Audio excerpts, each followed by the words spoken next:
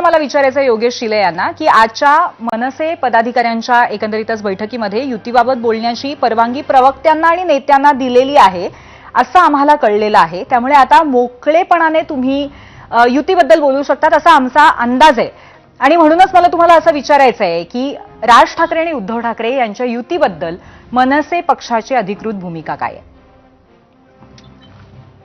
सर्वप्रथम मी तुम्हाला सांगतो की अशी कोणतीही चर्चा आजच्या बैठकीत झालेली नाही. आज जी बैठक होती ही पक्षातल्या अंतर्गत प्रशासनावरती पूर्ण बैठक होती. त्याच्यामध्ये कोणतीही युतीची चर्चा झालेली नाही. आपल्याला कोणाबरोबर जायचंय याची चर्चा झालेली नाही. या संदर्भातले संपूर्ण निर्णय हे माननीय राजसाहेब योग्य वेळी जाहीर करतील आपल्या समोर. परंतु सध्या तरी अशी कोणतीही परिस्थिती नाही. बर, आज झाली नसेल पण याआधी अशी चर्चा झाली आहे का? ते चर्चा पक्षामध्ये होतच असते. कार्यकर्त्यांचं एक मत असतं, ते नेहमी आपलं मत आपल्या नेत्यांसमोर मांडत असतात. आम्ही सुद्धा माननीय राजसाहेबांसमोर आमचं मत मांडत असतो.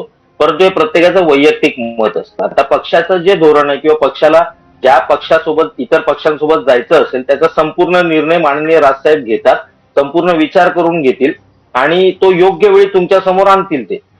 बर बर, ठीक आहे. मी आता सचिन सावंत यांच्याकडे जाते. सचिनजी, प्रश्न असा आहे की राज ठाकरे यांचं हिंदुत्व काँग्रेसला चालेल का?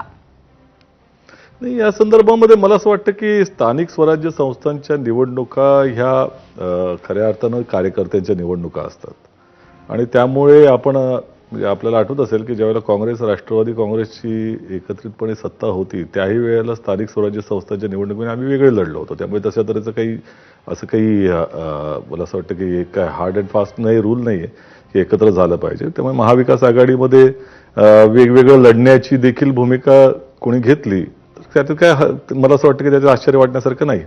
राहता राहिलं या संदर्भामध्ये आमच्याकडे कुठल्याही तऱ्हेची चर्चा झालेली नाही आणि एकंदरच काही आक्षेप जरूर आमच्याकडे आहेत आणि त्या आक्षेपांच्या अनुरूप आमच्या काही भूमिका आहेत. पक्ष म्हणून काँग्रेस पक्षाच्या काही भूमिका या वेळोवेळी आपल्या समोर आलेल्या आहेत.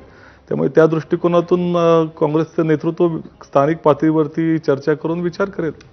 पण पक्षामध्ये आता नक्की काय भूमिका आहे, काय भावना आहेत राज ठाकरे यांच्या संदर्भात?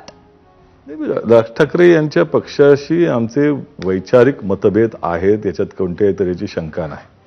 त्यांची आतापर्यंतच्या ज्यांनी त्यांच्या पक्षाने घेतलेल्या भूमिका असतील किंवा त्यांची वक्तव्य असतील किंवा त्यांच्या कृती असतील कार्यकर्त्यांच्या, हे काही काँग्रेस पक्षाच्या विचारधारेशी जुळणाऱ्या नाहीत. त्यामुळे हे तर आक्षेप आहेतच. म्हणजे थोडक्यात राज ठाकरे तुमच्या सोबत आले तर काँग्रेसला राष्ट्रीय स्तरावरती अडचण आहे का?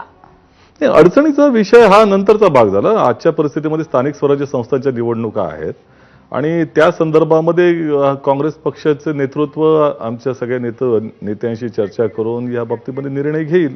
आता जे काही आमचे आक्षेप आहेत ते आहेतच, वैचारिक मतभेद आहेत ते आहेतच.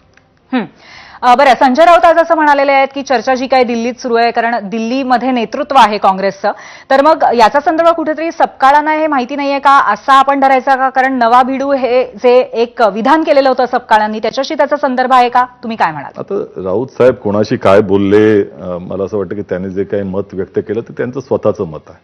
काँग्रेस पक्ष स्थानिक स्वराज्य संस्थेच्या निवडणुकीमध्ये काय करेल, कशा पद्धतीनं निवडणुका लढेल हा काँग्रेस पक्षाचा निर्णय राहणार आहे आणि तो काँग्रेस नेतृत्व ज्या वेळेला त्या पद्धतीनं विचार करून घेईल आणि ते त्यामध्ये हर्षवर्धन सपकाळजी आणि वर्षा गायकवाड यांचं मत महत्वाचं राहणारच आहे ना. त्यामुळे हर्षवर्धन सपकाळजी यांनी की जी काही भूमिका घेतलेली आहे त्या भूमिकेशी काँग्रेस पक्षाचं नेतृत्व निश्चितपणे समोर राहू शकतं.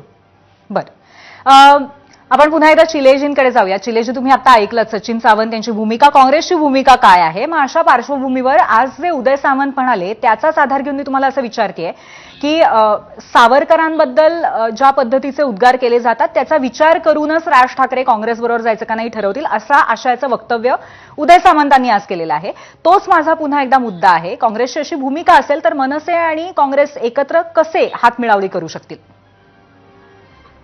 नाही, तुम्हाला सर्वांना माहिती आहे बाळासाहेबांचे स्वातंत्र्यवीर सावरकरांबद्दल काय विचार होते. तरी देखील शिवसेना ही काँग्रेस बरोबर युती करू शकते. राजकारणात कोणीही स्पृश्य किंवा अस्पृश्य नसतं. त्यावेळची राजकीय परिस्थिती पाहून निर्णय घेतले जातात. आताची जर राजकीय परिस्थिती ही युतीसाठी अनुकूल असेल तर त्या पद्धतीने निर्णय घेतला जाईल. आता हे जे विषय आहेत, ज्या विषयांवरती वैचारिक वाद होऊ शकतो, असे विषय कदाचित बाजूला ठेवले जातील.